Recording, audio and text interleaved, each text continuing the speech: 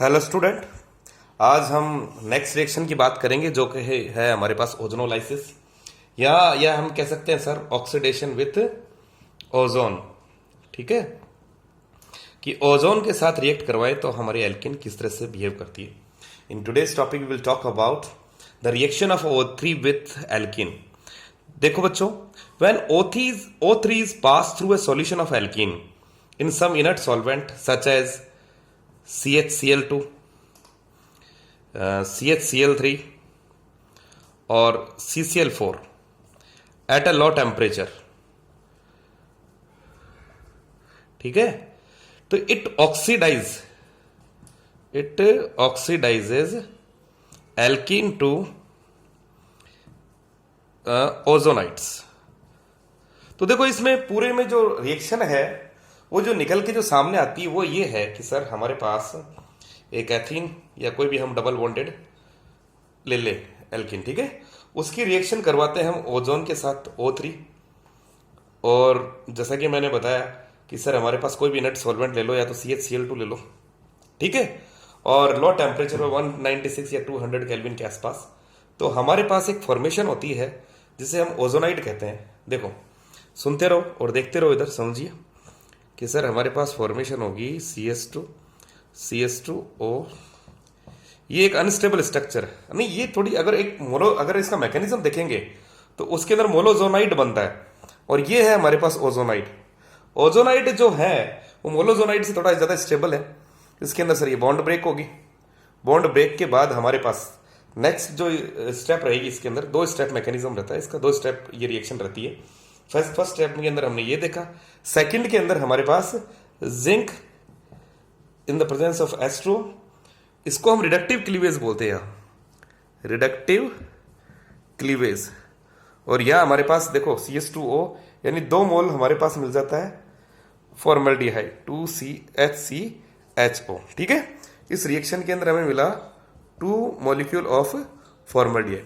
अब देखो ये रिएक्शन तो बुक्स में दे रखी है, आपने पहले पढ़ा भी है। अब ये रिएक्शन वास्तव में होती कैसे है इसको हम डिटेल्स में चर्चा करेंगे अभी। आज इसको अच्छी तरह समझेंगे, इसका मैकेनिज्म समझेंगे कि सर कैसे ये रिएक्शन होती है और कैसे हम ये प्रोडक्ट अगर कोई भी रिएक्टेंट दे रखा हो तो हम कैसे इसको कंप्लीट कर सकते हैं।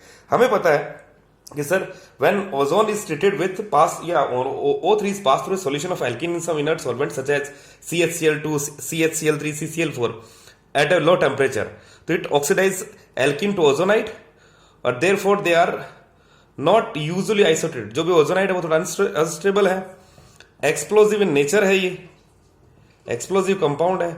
और नेक्स्ट जो रिडक्टिव क्लीवेज के बाद हमें कार्बोनिल कंपाउंड प्राप्त होता है जो कि हमारे पास क्या होता है, एल्डिहाइड या देखो एल्डिहाइड या कीटोन प्राप्त होता है। ये डिपेंड करता है कि एल्डिहाइड और कीटोन में से कौन मिलेगा, क्या मिलेगा, ये डिपेंड करता है on the nature of alkene, ठीक है। ये एल्कीन किस प्रकार की है हमारी, उस आधार पे हमें एल्डिहाइड या कीटोन मिलेगा। अब देखो ये पूरा मैकेनिज्म कैसा होता है इसको समझते हैं हम। एक रिएक्शन देखते हैं हम सिंपल सी कि हमारे पास एक प्रोपीन मॉलिक्यूल है CH3CH डबल बॉन्ड CH2 और हमने लिखा कि sir that is treated with O3, ठीक है, इन द प्रेजेंस CH2Cl2 और नेक्स्ट हमने लिखा जिंक S2। तो हमारे पास जो बनने वाला जो कंपाउंड है वो है एक तो हमारे पास CH3CHO, दूसरा है हमारे पास फॉर्मल्डिहाइड। अब देखो हमें ये देखना सर ये पूरी रिएक्शन हुई कैसे, इसका मैकेनिज्म समझ में आ गया तो आपके बड़ा काफी हेल्पफुल रहेगा एग्जाम्स कंपटीशन वगैरह के अंदर। तो देखो इसका मैकेनिज्म देखिए, तो देखो मैकेनिज्म देखें हम इसको। देखो मैकेनिज्म समझाने से पहले मैं आपको O3 मॉलिक्यूल बता देता हूं। O3 मॉलिक्यूल हमारे पास इस तरह का होता है कि ये डबल बॉन्डेड और ये हमारे पास डेटी बॉन्ड रहता है। इस पे रहता है पॉजिटिव चार्ज, यहाँ 2 लोन पेयर ऑफ इलेक्ट्रॉन यहाँ होते हैं और ये मतलब एक लोन पेयर ऑफ इलेक्ट्रॉन, और यहां हमारे पास होते हैं 2 लोन पेयर ऑफ इलेक्ट्रॉन। यहां हमारे पास 1 2 और ये 3 और इस पर होता है नेगेटिव चार्ज। तो ये हमारे पास ओजोन का मैंने मॉलिक्यूल रखा है यहाँ पे, इसका स्ट्रक्चर देख लीजिए, इसके अंदर रेजोनेंस होती रहती है तो हम वो देखते रहेंगे। तो देखो इसका मैकेनिज्म समझते हैं इस रिएक्शन का। तो देखो बच्चों हम यहां देखें कि हमारे पास जो CH3CH डबल बॉन्डेड है CH2, अगर ये इस मॉलिक्यूल के साथ रिएक्ट करे O3 के साथ, तो देखो अगर हम इसके अंदर देखें कि सर यहां पे हमारे पास ये इलेक्ट्रॉन यहां आए, सर ये यहां क्यों नहीं गया? अरे भाई यहां आता है तो इस पे चार्ज कौन सा आएगा? नेगेटिव। और इस पे चार्ज कौन सा आएगा? पॉजिटिव। हमें पता है जो पॉजिटिव कार्बोकैटायन है ये 2 डिग्री बनेगा, 2 डिग्री बनेगा तो ये ज्यादा स्टेबल होगा। मेरे हिसाब से ये बात समझ आ गई होगी। तो यहां हमारे पास नेगेटिव और यहां पे हो गया हमारे पास पॉजिटिव। समझ रहे हो बच्चों? ध्यान से देखना इसको। मैं इसको थोड़ा सा साफ लिख देता हूं ताकि आपकी क्लियरिटी रहे, कोई कंफ्यूजन ना रहे, ठीक है। इस पे रहता है positive charge. This is a 2 degree carbocation which is much more stable. अब यहां देखिए, इस मॉलिक्यूल को देखिए, तो इस मॉलिक्यूल के अंदर अगर हम ये देखेंगे सर इस इलेक्ट्रॉन को इधर ले जाओ, इस पाई इलेक्ट्रॉन को इधर ले जाएं, तो इधर ले जाएंगे तो माइनस, माइनस और प्लस क्या हो जाएंगे सर? तो न्यूट्रलाइज हो जाएगा। न्यूट्रलाइज होते हैं, लेकिन ये तो न्यूट्रलाइज हो जाएगा, लेकिन यहाँ पे चार्ज कौन सा आ जाएगा? पॉजिटिव। तो देखो अगर हम इसको देखें तो यहां हमारे पास ये पॉजिटिवली चार्ज और ये ओजोन पे क्या होगा? Negatively charge. मेरे हिसाब से बात समझ आ रही होगी। अब देखो बच्चों, ध्यान से देखो और समझने का प्रयास करना। मैकेनिज्म की बात कर रहा हूं मैं, मैकेनिज्म है, बाद में मैं इसकी शॉर्ट ट्रिक बता दूंगा जो कि अधिकतर बुक्स में दे रखी है, आराम से समझ लोगे। अब ये जो पॉजिटिवली चार्ज सर, ये नेगेटिवली चार्ज जो है ये कहां अटैच होना चाहेगा? ऑब्वियसली ये यहां अटैच होएगा। और ये जो पॉजिटिवली चार्ज है ये हमारे पास कहां है? यहां पे अटैच होगा। देखो ध्यान से देखो और समझो। तो देखो हमारे पास जो फॉर्मेशन होती है नेक्स्ट, वो बनता है ये CH3 CH CH2। यहां पे हमारे पास ये ऑक्सीजन समझ गया ना? ये यहां पे देखो बच्चों, ध्यान से देखना। और ये ऑक्सीजन यहां पे, तो हमारे पास ये ऑक्सीजन यहां हो गई, ये यहां हो गई और ये यहां हो गई। अब देखो ये जो फर्स्ट स्ट्रक्चर बनी है, तो देखो हमेशा ध्यान रखो, बुक्स में कई हायर क्लासेस की बुक्स में तो दे रखा है, देखो ध्यान में सुनना।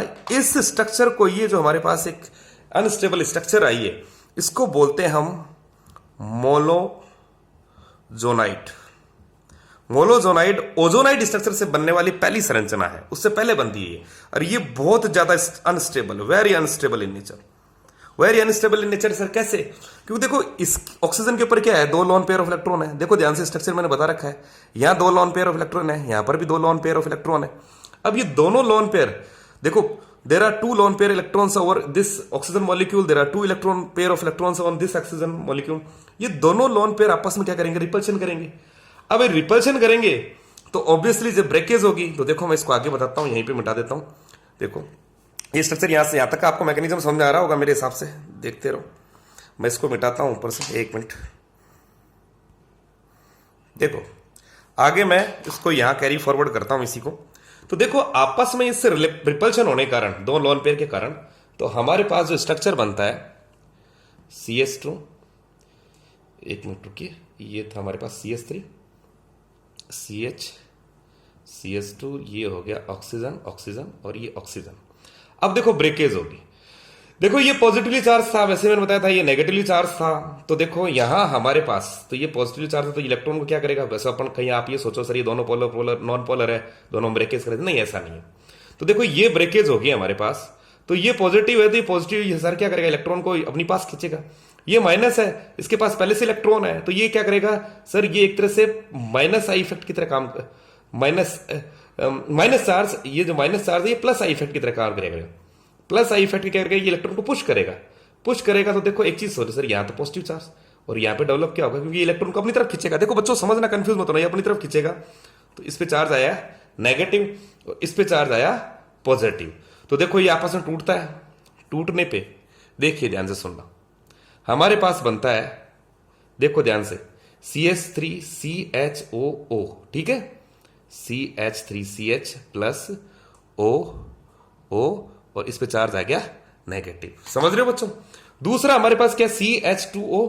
तो देखो अगर हम इसको लिखेंगे तो यूं ही लिखेंगे भाई, एक तरह से ये CH2, एक हाइड्रोजन इधर हो गया कार्बन के, एक हाइड्रोजन इधर हो गया, इधर। एक मिनट इसको पूरा मैं मिटा देता हूं, 1 मिनट, ताकि there should be no confusion concerning with this one. तो देखो हमारे पास हाइड्रोजन, कार्बन, ये ऑक्सीजन। अब देखो ये अगर इलेक्ट्रॉन इधर आता है तो इस पे चार्ज कौन सा होगा? नेगेटिव, और इस पे चार्ज कौन सा होगा? पॉजिटिव। तो देखो ये स्ट्रक्चर आगे देखो, अब नेक्स्ट मैं इसको मिटाता हूं, ताकि ये स्ट्रक्चर को कैरी फॉरवर्ड करो। आप देखो हम यहां से चले थे, यहां से फिर हम यहां आए, यहां से फिर हम यहां आए, और यहां अपन ने देखो ध्यान से समझने का प्रयास। अब देखो ये नेगेटिवली चार्ज है, ये नेगेटिवली चार्ज, ये हमारे पास पॉजिटिवली चार्ज। तो देखो हमारे पास स्ट्रक्चर क्या बनती है, देखो यहां इसको आगे कैरी फॉरवर्ड करूं तो CH3CH। तो देखो ये नेगेटिवली चार्ज, ये किससे अटैच होगा सर, ये CH2 तो है ही हमारे पास, ध्यान से सुनना। तो ये हमारे पास ऑक्सीजन, ये ऑक्सीजन इसी की तो है, इसी का तो लिख रहा हूं, देखो बच्चों कंफ्यूज मत होना। ये नेगेटिवली चार्ज, ये हमारे पास पॉजिटिवली चार्ज, तो ये हमारे पास यहां आ गया, यहां हमारे पास क्या हो गया, CH2 मॉलिक्यूल आ गया। तो देखो ये एक हट जैसी स्ट्रक्चर बन रही है, आपको दिख ही रहा है। देखो यहां देखिए, देखो समझ में आ रहा होगा मेरे हिसाब से बच्चों। देखो ये वाला पोर्शन कौन सा है, ये वाला पोर्शन है हमारा ये वाला, ठीक है। तो देखो इस पोर्शन से हमारे पास ये आ गया, नेगेटिवली चार्ज था इसका, ये इससे अटैच हो गया। अब देखो जो नेक्स्ट चीज होगी, इस स्ट्रक्चर को हम बोलते हैं ओजोनाइट। ओजोनाइट जो स्ट्रक्चर है वो हमारे मोनोजोनाइट स्ट्रक्चर से तो स्टेबल रहता है, हालांकि उस मोनोजोनाइट से ये ज्यादा स्टेबल है, लेकिन ये भी अनस्टेबल है, जैसा कि मैंने आप लोगों को बताया। अब देखो बॉन्ड ब्रेकेज होगी, अब जो बॉन्ड ब्रेकेज होगी वो हमारे पास कहां से कहां होगी, देखो कि सर एक तो ये ब्रेकेज होगा और ये ब्रेकेज होगा। तो देखो ये ऐसे कैसे ब्रेकेज हुआ, देखो सर ये अगर हम इसमें देखें तो इलेक्ट्रोनेगेटिव चार्ज, इलेक्ट्रोनेगेटिविटी किसकी ज्यादा है, ऑक्सीजन की, तो ये पोस्ट नेगेटिव चार्ज, इस पे चार्ज कौन सा है, पॉजिटिव। अब अगर हम इसको देखें पर पॉजिटिव है तो ये इलेक्ट्रॉन अपनी तरफ खींचेगा, अरे समझ रहे हो ना, ये पॉजिटिव है तो इलेक्ट्रॉन की चाह है इसको, तो इलेक्ट्रॉन अपनी तरफ खींचेगा, तो इलेक्ट्रॉन इस तरफ खींचेगा, इस पे चार्ज आया नेगेटिव, इस पे चार्ज कौन सा आएगा सर, पॉजिटिव। अब यहां देखें अगर हम, तो देखो सर यहां पे अगर हम ये देखें तो ये इसके पास पहले इलेक्ट्रॉन है, तो ये इलेक्ट्रॉन को रिपेल करेगा, तो इस पे हमारे पास क्या आ जाएगा, नेगेटिव चार्ज।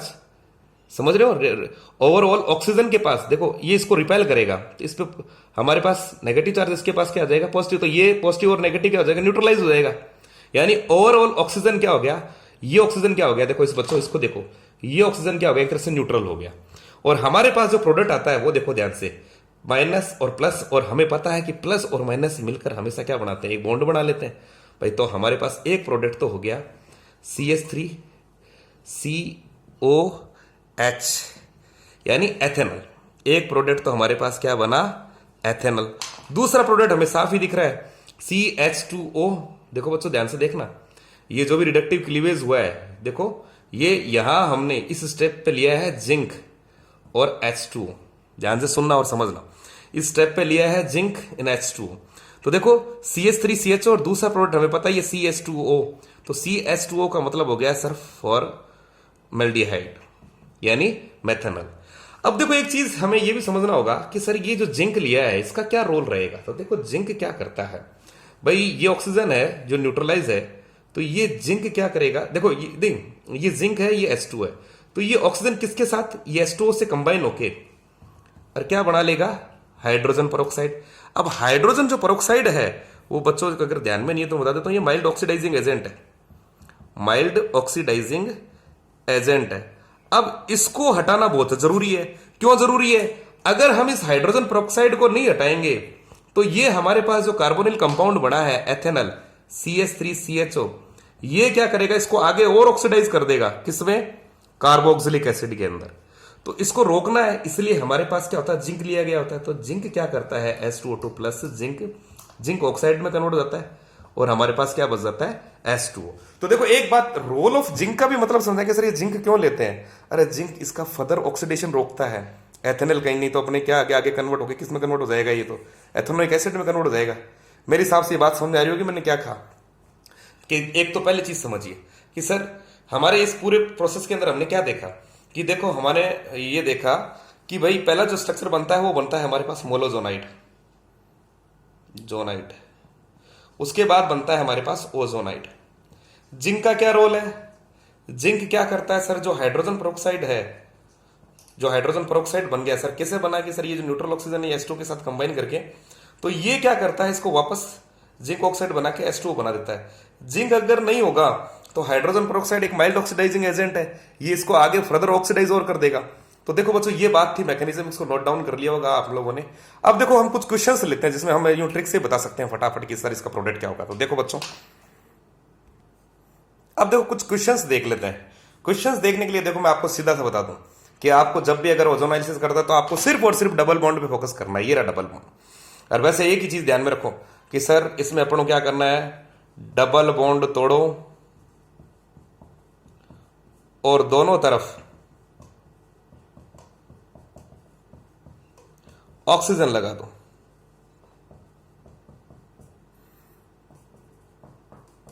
ये लो, अपना फटाफट सारी रिएक्शंस हो गई। तो देखो अगर हम इसको देखें, सर यहाँ डबल बॉन्ड तोड़ के मैं डायरेक्ट प्रोडक्ट लिख रहा हूँ, कोई ओजोनाइड स्ट्रक्चर वगैरह कुछ नहीं बना रहा हूँ। वैसे आपको पता है कि दो स्टेप रिएक्शन है ये।